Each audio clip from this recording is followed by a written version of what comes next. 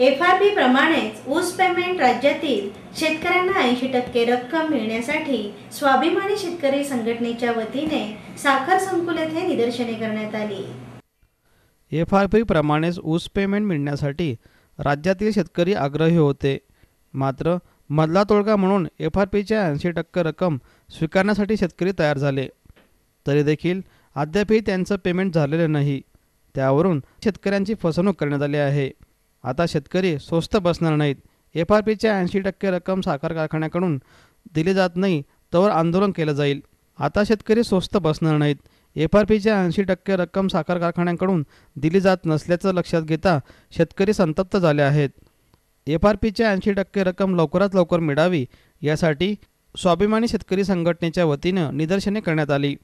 यावेळी स्वाभिमानी शेतकरी संघटनेचे प्रदेश उपाध्यक्ष राजू शेट्टी यांच्यासह स्वप्नील तडेकर, काका चव्हाण, नवनाथ चिकरे, महेश शिंगाडे, काशीनाथ दौंडकर, मारुती गोरे यांच्यासह शेतकरी संघटनेचे कार्यकर्ते आणि शेतकरी मोठ्या संख्येने उपस्थित होते।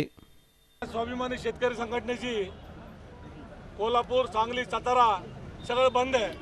आज साखर कारखानदारांची फार मजाल चाललेली आहे। महाराष्ट्राचे मुख्यमंत्री यांची आपली मध्यस्थी करून सुद्धा हे कारखानदार एवढं माजलेलं आहे, महाराष्ट्राचे मुख्यमंत्री सुद्धा अपमान करतात।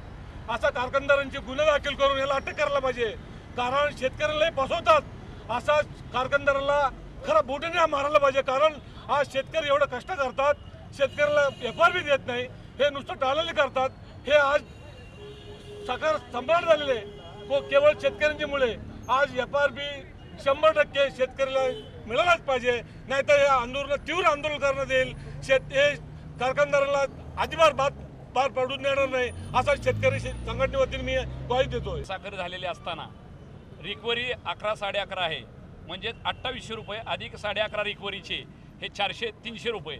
इतर म्हणजे कोजनरेशन असेल, इथेनॉल असेल, बगॅज असेल, यातून मिळणारे 1200 रुपये, असे सगळे मिळून जवळजवळ 4400 ते 4500 रुपये योगेशभाई होत आहेत।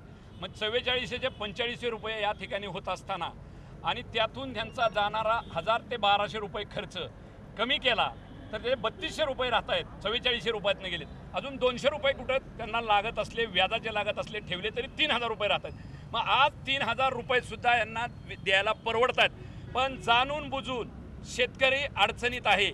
ऊसाची परिस्थिती अतिशय नाजूक आहे। गेल्या ह्या वर्षी पाऊस कमी झालेला आहे, 3-3 महिन्यातून ऊसाला पाणी सुटते आणि मग जाणून बुजून शेतकऱ्यांना अडचणीत आणण्यासाठी आणि शेतकऱ्यांचा ऊस कमी दरात घेऊन त्यांना भरडण्यासाठी हे सगळे कारखानदार हे जे काँग्रेस आणि राष्ट्रवादीचे आणि त्यांचे वैयक्तिक असल्यामुळं ह्या शासनाला आणि खासदार राजू शेट्टी साहेबांना अडचणीत आणण्यासाठी टाकलेला ह्यांनी डाव आहे।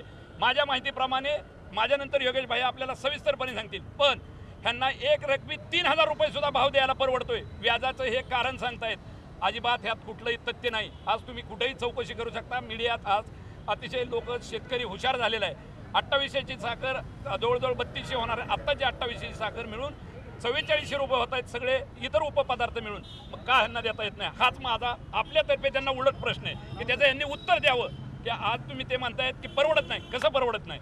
व्याजासकट सगळं परवडतंय, जाणून बुजून हे खोटं बोलतायत। हंगाम सुरू होऊन जवळजवळ 1.5 महिना झाला आहे। हंगाम सुरू होऊन अद्यापर्यंत फक्त 2-3 कारखान्यांनी नाममात्र 1500 रुपयांनी शेतकऱ्यांचं पेमेंट काढलं आहे।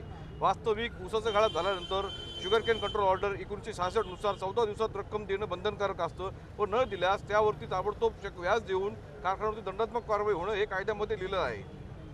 आत्ताच्या परिस्थितीमध्ये 3200 कोटी रुपये ही थकबाकी पुन्हा सुरू कारखान्याकडे बाकी राहिली आहे। मागच्या हंगामातली जवळपास 500 कोटी रुपये अद्यापही बाकी आहे। साखर आयुक्त सुनावण्या घेतात, RRC करतो, अद्यापही कुठल्याही कारखान्यावर काही कारवाई केली नाही। परवा एक मीटिंग घेतली, 2 दिवसानंतर आम्ही 28 कारखान्यावरती कठोर कारवाई करणार आहे। जवळजवळ त्यांची 150 कोटी आज देणं होतं, अद्यापही दिलेलं नाही। त्यामुळे आम्ही त्यांना आता जाब विचारणार आहे की तुम्ही काय केलंय। माननीय औरंगाबाद खंडपीठ मुंबई उच्च न्यायालयाचं त्यांनी 25 ऑगस्ट रोजी एक ऑर्डर पास केली। त्या ऑर्डरनुसार उशिरा देय असलेल्या FRPच्या रकमेवरती संपूर्ण व्याजासकट रक्कम द्यावी असं त्यांनी डायरेक्शन कारखाना आयुक्तांनी दिले आहे। त्याचं यांनी तारीख पे तारीख करत आता 11 जानेवारी पण तारीख टाकली। जवळपास त्या नियमामुळे ह्याच्यामुळे जवळजवळ 600 कोटी रुपये ऊस उत्पादकांना मिळतील। अशा परिस्थितीमध्ये आता केंद्र शासनाचा जो कायदा FRPचा तो एक रकमेचाच आहे। तरी राज्य शासनाने 80-20 मान्य खासदार राजू शेट्टी यांनी समजूताची भूमिका घेतली. 2 पावलं आम्ही मागं आलो का नाही कारखाने टिकले पाहिजे या ह्याच्याने. मात्र यांनी त्याचा गैरवापर केला आणि ताबडतोब 1500, 1400, 1600 अशी भूमिका घेतली. आता स्वाभिमानी शेतकरी संघटना काही अडून बसणार नाही आणि आता सर्व शेतकऱ्यांमध्ये तीव्र आक्रोश आहे. आजचं जे आंदोलन आहे अत्यंत ताबडतोब ठरलेलं आहे. तुम्ही म्हणाल की फक्त 100 लोक आलेत, 100-125चा काही प्रश्नच नाही. अचानक आले आहेत, महिला आल्या आहेत आणि आंदोलनाचा भडका कधी उडेल. शासनाने त्यांना आता पाठीशी घालू नये आणि शासनाने कठोर कारवाई करावी कारखानदारावरती आणि FRP जे ऊसाच्या रकमा आहेत त्या शेतकऱ्यांना मिळवून द्याव्या.